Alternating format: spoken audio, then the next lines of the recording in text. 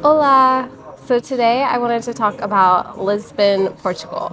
So I stayed in Lisbon for an entire month in the Campolide area, and I did trips to Porto and a lot of the beach areas near Lisbon while I was there. I think Porto was my favorite of the cities. I kind of wish I had spent more time there, but there's definitely a lot of cool things to see in Lisbon as well. And the beaches are can't miss, I would say. So, yeah, it was great. If you're going to Lisbon, you should know everyone speaks English, so that was very helpful. Sometimes not the Uber and Bolt drivers, but yeah, everyone speaks English. It's also, I think, just very easy to adapt there because you can easily take Uber, Bolt everywhere. They have Uber Eats for delivery. I felt like you could get deliveries more easily in the US, or at least it's just not crazy expensive. So that made it easy. A lot of the things I buy at home, like sometimes they're more expensive, but I just felt like you could get everything there. So it is very like digital nomad accessible. I think that's why there's so many there now, which I think that's actually why I like Porto better than Lisbon because it feels like a lot of the Portuguese have actually left, unfortunately, because just all the digital nomads moving in, it's gotten so expensive for the people of Lisbon that a lot of the Portuguese have left, unfortunately. They're in some of the suburbs surrounding Lisbon. And then there's been a lot of immigration from other countries in, so it's kind of, I don't know, it's a very unique place. Like literally I went to ClassPass workout classes there and they'd be entirely in English and all expats. So I guess just know that about Lisbon. Another thing about traveling to Lisbon, I think this has been mentioned on a lot of travel channels, but I ended up just not messing around and going with shoes with a lot of tread, like my Adidas hiking shoes for the whole trip because, yeah, you need serious hiking shoes for Lisbon. So there's mosaic tiles, and some of them even have like algae growing over it, so it's very slippery. Even when it's not raining, but when it's raining, you could actually get injured. I guess that happens. So this is not the time for cute heels or wedges or anything like that. So just take those out of your bag and just wear comfortable shoes, but with good tread, most importantly. So another thing I should mention about going to Lisbon, Portugal is the food. So to be honest, a lot of the food was hit or miss for me. So I feel like at home I could go to a place that has 4.2 stars and it would still be decent. Maybe people are more critical in the US in their reviews, but I felt like in Lisbon, anything under 4.5 I just honestly really did not like. Maybe I'm picky, but I kind of implemented a rule that it should be 4.5 and above.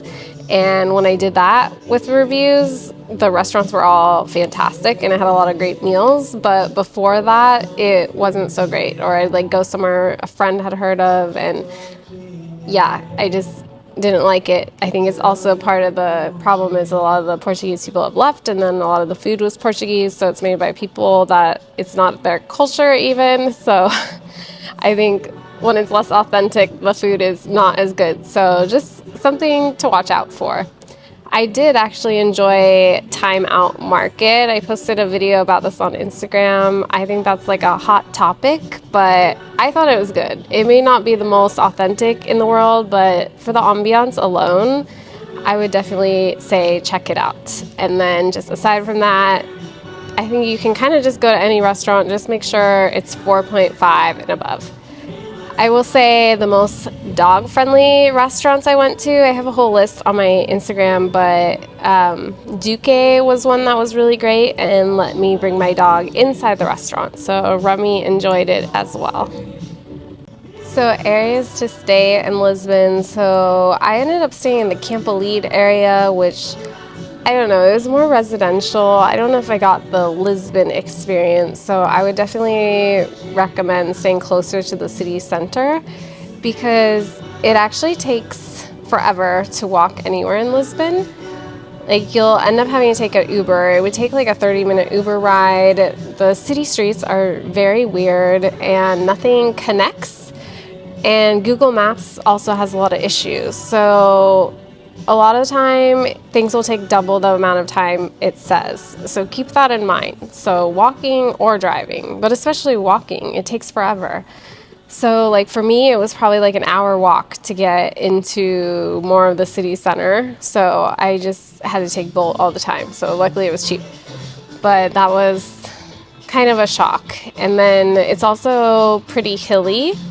I mean, to me, I'm from San Francisco, so the hills were nothing. So I thought it was easy, but for a lot of people, I think that's a shock for them. So yeah, if you have to spend extra to stay close to the city center and like actually like 5 minutes walk from from things, I would definitely go for that when you're staying in Lisbon, or else you might not have as great of a time.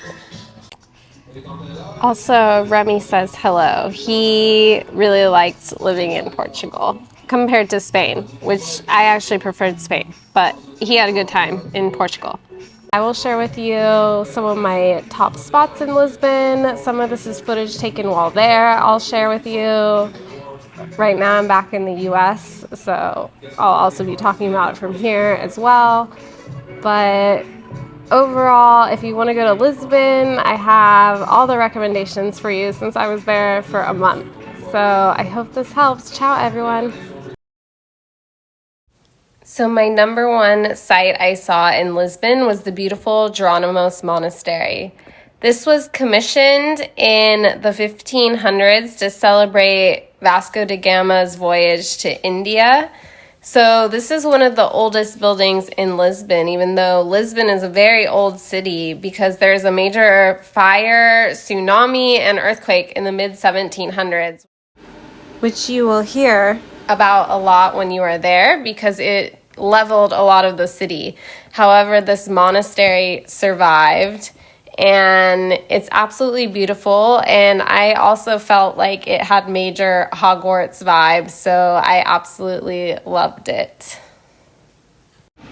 Next, we have my favorite view at the monastery, which is the interior courtyard. How amazing is this?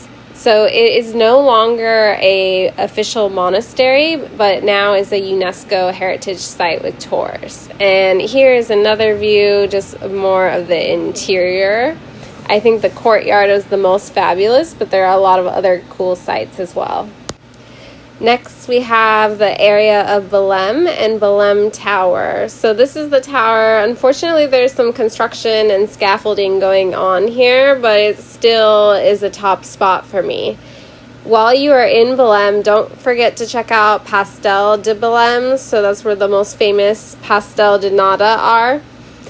To be honest, I couldn't really tell the difference between this pastel de nata and the grocery store one. So I would recommend just getting it quickly in the to-go line because it's much shorter, and seeing how you like it versus waiting hours for it. But it's definitely something you have to do. You can't go to Lisbon and miss that. Okay, so we are still in Belém, but along the river, where you could see in that last shot the Pont 25 de Abril bridge, which looks like the Golden Gate, and the Christ the Redeemer statue. And now we are looking at the Monument of Discoveries. This was actually built in the 1900s, but it was to commemorate the 500th anniversary of Henry the Navigator's death. So, as I mentioned, this is also in Belém, and is just a beautiful place to walk along the riverfront. You'll hear street performers playing violins and other instruments, and it's just a very lovely walk that you can't miss. So you may notice from these videos, this looks like a very fancy area, and it definitely is. It is the most expensive area of Lisbon to rent or stay in a hotel. So it is very beautiful, but very expensive. Next, we have another one of my top favorite sites in Lisbon, Castelo de São Jorge in the Alfama area. So this castle is actually from the 11th century, but that earthquake and tsunami I talked about earlier also destroyed this, and it was rebuilt not until the 1930s by the dictator of Portugal. So apparently he didn't use all historically accurate materials, but he did rebuild it. And also he brought in these peacocks, which you see everywhere, which, yeah, obviously they're not native to Lisbon, but this was a huge highlight to me because they were beautiful and you could get photos with them, but do not get too close because apparently they bite and you could potentially lose a finger. So I don't recommend that. But look how beautiful these birds are, and there's just so many of them wandering around the grounds. There are also amazing views of the city from the castle since it's on the top of a hill, so be prepared to spend a lot of time taking photos here. Speaking of taking photos, I wanted to talk about one of my other top recommendations for Lisbon, which is the Miradouros. So the word Miradouro means viewpoint in Portuguese, and there are different ones all over the city. I'll share a few of my favorites, but I can also, if you leave me a comment, I could send you a Google map with some of these locations. Since Lisbon is a hilly city, a lot of these viewpoints are at the top of hills and just have really stunning views like this one here. And apologies, some of this footage is before I got better at using my camera, so it might not be as 4K, but you get the idea. I also wanted to quickly mention that Lisbon has a lot of great rooftop restaurants and bars. This one is Remy Rooftop.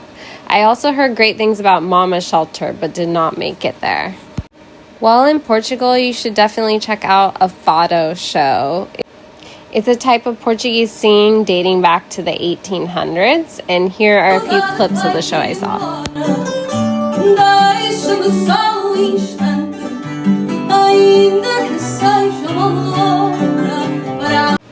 Next, I wanted to briefly talk about a few cool areas and places to eat. So first we have Time Out Market. It's a giant food hall with major ambiance. I briefly talked about this in the intro, that this can sometimes be a hot take, but I liked what I got. It was veal and truffle mashed potatoes, which you just saw there. They have Portuguese food, but also other things like sushi as well, so lots of options. I think it's worth checking out. Now we are looking at LX Factory. This is a revitalized industrial center that is now kind of an art and food and shopping hub. It's very Instagrammable with lots of good restaurants, so I would definitely recommend checking this out. So overall, Remy and I had a great time in Lisbon. I will say my favorite part was actually the nearby beaches from Lisbon, not the city itself. So if you're interested in the beaches, check out my beach day trips from Lisbon video. And if you have any questions about any of this, feel free to leave a comment. I hope this helps. Ciao, everyone.